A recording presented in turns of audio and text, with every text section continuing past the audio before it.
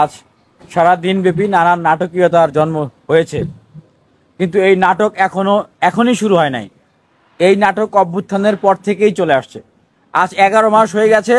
ডাকসু একটা শেষ হয়ে আরেকটা ডাকসু শুরু হওয়ার সময় হয়ে গেছিল, এতদিনও ডাকসু হয় নাই। আজকে ঢাকা বিশ্ববিদ্যালয়ের ছাত্রছাত্রীরা যে নাটকীয়তা দেখলেন, এই নাটকীয়তা তারা আগে থেকেই অনুধাবন করে আসছিলেন। আপনাদেরকে যদি জানাই যে এই ডাকসুর জন্য ধারাবাহিকভাবে কিন্তু আন্দোলন হয়ে আসছিল, এবং একটা পর্যায়ে ভিসি স্যারের বাসভবনের সামনে আমি আমরণ অনশন শুরু করি, যখন আমার সাথে আরও অনেকেই যুক্ত হন এবং বিশ্ববিদ্যালয়ের শিক্ষার্থীরাও এটিকে সমর্থন দেন, এবং একটা পর্যায়ে তখন তফসিল দিতে বাধ্য হয় বিশ্ববিদ্যালয় প্রশাসন। বাস্তবতা হচ্ছে এইটাই যে ডাকসুটা এই বিশ্ববিদ্যালয় প্রশাসন সবাই মিলে ভালোবেসে দিচ্ছে না, এটা শিক্ষার্থীরা ফাইট করে এটা আদায় করে নিতে হচ্ছে। ঠিক সেই সময়ই শিক্ষার্থীরা বলতেন যে ভাই, এত ফাইট করছেন আপনারা, অনশন করছেন, প্রতিবাদ করছেন, এই ডাকসু কি আদৌ হবে, আসলেই হবে? এই যে তাদের ভিতরে একটা সংশয় যে ভাই দেখেন তফসিল ঘোষণা করেছে, তফসিল ঘোষণা করার পরেও তাদের ভিতরে সংশয় যে ভাই তফসিল তো ঘোষণা হলো, ডাকসু কি আদৌ হবে শেষ পর্যন্ত? হাইকোর্টে রিট করে যদি স্থগিত করে দেয়, অথবা বিশ্ববিদ্যালয় যদি একটা সহিংসতা তৈরি করে বলে যে ডাকসুর পরিবেশ নাই, এই যে শিক্ষার্থীদের ভিতরে যে এই উদ্বেগের জায়গা, শিক্ষার্থীদের ভিতরে এই যে আস্থাহীনতার জায়গা, বা তাদের ভিতরে এই যে ষড়যন্ত্র হবে এই ধরনের যে চিন্তা, এগুলো কি আকাশ কুসুম? না, ঢাকা বিশ্ববিদ্যালয়ের এই শিক্ষার্থীদের এই যে চিন্তা বা আশঙ্কা, এগুলো আকাশ কুসুমও না, এগুলো অমূলকও না। আজকে হাইকোর্টের রায় যখন স্থগিত করা হয়, তার 3 ঘন্টা আগেও ঠিক এইখানেই বলে গেছিলাম যে ষড়যন্ত্র চলমান আছে।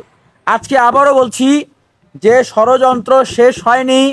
নির্বাচনের ফলাফল দেওয়ার তারপর পর্যন্ত ষড়যন্ত্র চলমান থাকবে। ঢাকা বিশ্ববিদ্যালয়ের শিক্ষার্থী ভাই বোনদের উদ্দেশ্যে এই কথা বলার জন্যই আজকের এই সংবাদ সম্মেলন আহ্বান করা হয়েছিল যে ডাকসু নির্বাচন এটা কেবলমাত্র একটা নির্বাচন নয়, আপনারা এটাকে কেবলমাত্র একটা নির্বাচন বা একটা উৎসব হিসেবে দেখবেন না। এটা ঢাকা বিশ্ববিদ্যালয়ের প্রত্যেকটা শিক্ষার্থীর অধিকার আদায়ের আন্দোলন। আপনি যদি আবার নতুন করে গেস্টরুম গণরুমে ফেরত যেতে না চান, আপনি যদি আবার নতুন করে বিশ্ববিদ্যালয়ে দখলদারিত্বের রাজনীতি না চান, আপনি যদি এই বিশ্ববিদ্যালয়ে নতুন করে পেশিশক্তি এবং কালো টাকার রাজনীতি না চান, আপনি যদি নতুন করে আবার দাস হতে না চান, গোলাম হতে না চান, তাহলে এই ডাকসুর যে নির্বাচন, এই নির্বাচনকে শুধু নির্বাচন হিসেবে চিন্তা না করে আপনি এটিকে আপনার একটা অধিকার আদায়ের আন্দোলন হিসেবে চিন্তা করুন। এই ডাকসুকে যারা এতদিন প্রভাবিত করেছে, হতে দেয় নাই, বিশ্ববিদ্যালয়ের অভ্যন্তর থেকে এবং বাইরে থেকে প্রভাব বলয় বিস্তার করে বানচাল করতে চেয়েছে, শিক্ষার্থীদের তীব্র চাওয়ার পরিপ্রেক্ষিতে যখন তারা তফসিল দিল, তফসিল দেওয়ার পরে তারা তাদের সর্বশক্তি সর্বপ্রভাব নিয়োগ করলো তারা যেন জিতে আসে। যখন তারা দেখলো যে তাদের অবস্থা ভালো না, শিক্ষার্থীদের কাছে তাদের যে কার্যক্রম কর্মকাণ্ড এবং তাদের যে অবস্থান, সে কারণে তারা নানানভাবে বিতর্কিত হচ্ছে, শিক্ষার্থীদের আস্থার জায়গায় তারা যেতে পারছে না, তখন তারা নতুন করে এই ধরনের ষড়যন্ত্র চক্রান্তের জাল বোনা শুরু করলো। আজকে স্পষ্টভাবে বলতে চাই যে এই ডাকসু নির্বাচনকে নিয়ে আগামী দিনেও যদি কোনো ধরনের ষড়যন্ত্র করা হয়, আগামীকালকে আপিল বিভাগের শুনানি হবে, তার আগ পর্যন্ত কিন্তু চূড়ান্ত সিদ্ধান্ত আমরা কিন্তু বলতে পারি না।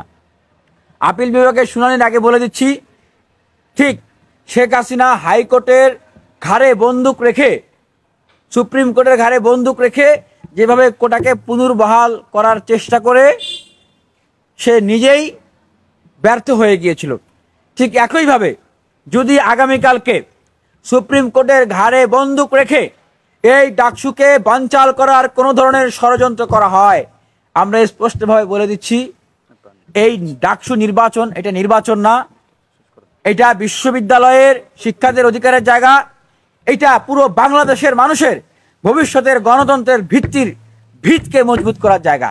এইখান থেকে আবার আরেকটা গণ অভ্যুত্থান শুরু হবে, দেশের মানুষের অধিকার রক্ষার গণ অভ্যুত্থান। ধন্যবাদ সাংবাদিক ভাইদেরকে আপনাদের উপস্থিত হওয়ার জন্য।